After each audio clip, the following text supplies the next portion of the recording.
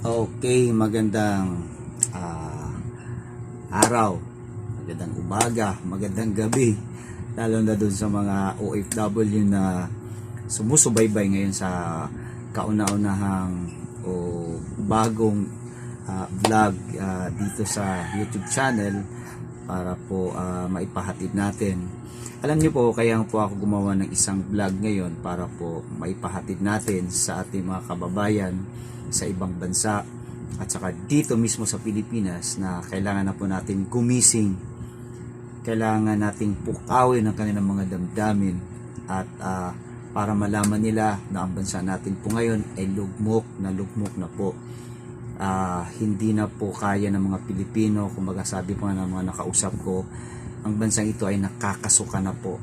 Nakakasuka dahil sa kaliwat kanan na korupsyon, droga, nagmamahalan ng mga bilihin, lalo na pa yung pinagmamalaki ni Bongbong Marcos nun sa kanyang kampanya na mapababa niyang bigas.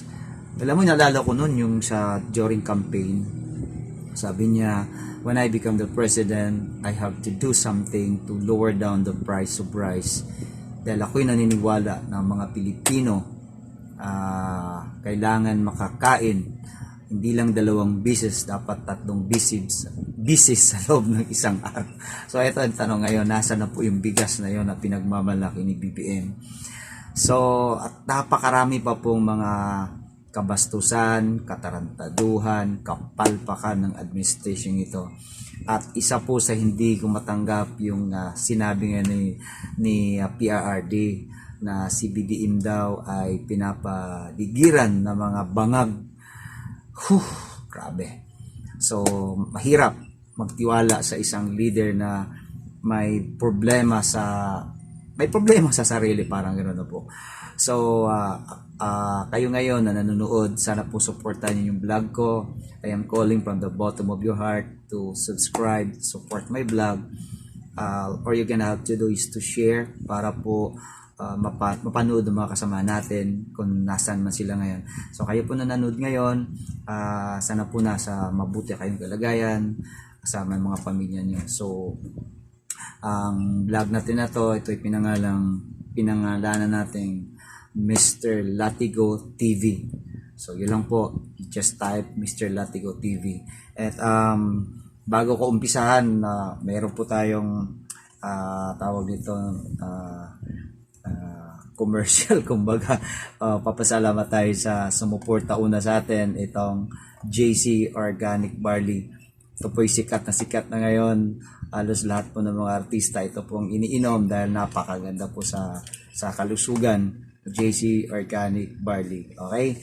So, para maintindihan natin ano tong vlog na ito, kasi kapapasok lang po ito, bagong-bago po ito. Ano daw, ang pamilya o ang mag-asawang BBM at si Lisa ay naghahanda na raw para sa graceful exit. Siguro hindi na din makayanan ang galit ng taong bayan sa kanilang kapalpakan at sa kanilang kawalang hiyahan sa administration ito. Okay, so para maintindihan natin, panoorin niyo po tong video na to at dito natin malalaman ang lahat ng detalye kung bakit nagkahanda na raw ang mag-asawang Marcos at si Lisa para sa kanilang graceful exit. Graceful exit na nga lang raw kaysa naman hintayin pang magkagulo. Kinausap ng araw ang kampo ni PBBM, ngunit tila sadyang nagmamatigas pang araw itong si Mrs. Max. Nakakahiya na nga talaga kapag kumpirmado nang meron pala tayong pulveronic leader. Kauna-unahan nga raw ito sa kasaysayan ng Pilipinas. Malala na talaga ang administrasyon. Wala na ata talaga tayong dapat asahan pa sa mga nangyayari ngayon. Lalo na puro bangag nga pala ang nagdidesisyon para sa atin. Kahit hanggat hindi pa nga raw sumasabog ang matinding issue sa pulveronic issue ay umalis na lamang sila sa posisyon bago pa nga sila tuluyang kuyugin ng taong bayan. Well, ito nga ang balitang ating pakakatutukan. Gusto kong magbigay sa inyo ng update doon sa Okay. Bago po tayo tumuloy, ito po ay isang retired general na talagang sinusubaybayan ko to. Ito po isang retired general na lagi ko pong sinusubaybayan bago po ako nagkaroon ng sarili kong vlog. Ang sabi niya, ano daw, yung tatay niya na si Marcos Sr. ay isang leader daw po nung panahon na maganda rin daw ang pamamalakad. Okay? Sa katunayan po, nakaabil po siya ng scholarship kaya po naging sundalo itong nasa video na to. So, kaso lang, ito daw ang tinatahak na administration ni BBM. Marami daw mga generals ngayon ang hindi na daw tawag nito, hindi na daw nila kayang sikmurahin ang lahat ng pangyayari sa administration ni Marcos.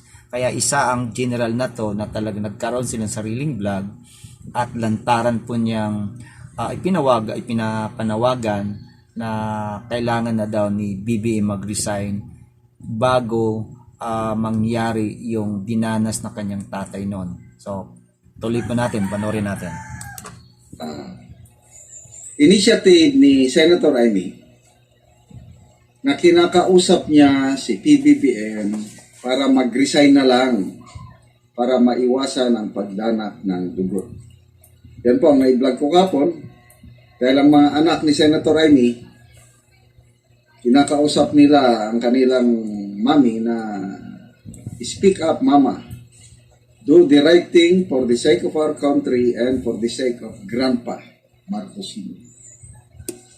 So ngayon, may natanggap akong report na similar to this. Ang sinasabi dito, this is the message. Na hindi lang si Senator Amy ang kumakausap sa presidente. May iba't ibang grupo o iba't ibang tao na kumakausap. Ito, basahin ko yung aktor ka. Sir, mag-ready na po tayo. Ayan. Kung hindi siya mag-step down ng kusa o voluntaryo, gulo po ang mangyayari. Kinakausap na po siya o kinakausap na po sila, matigas lang si Ismad.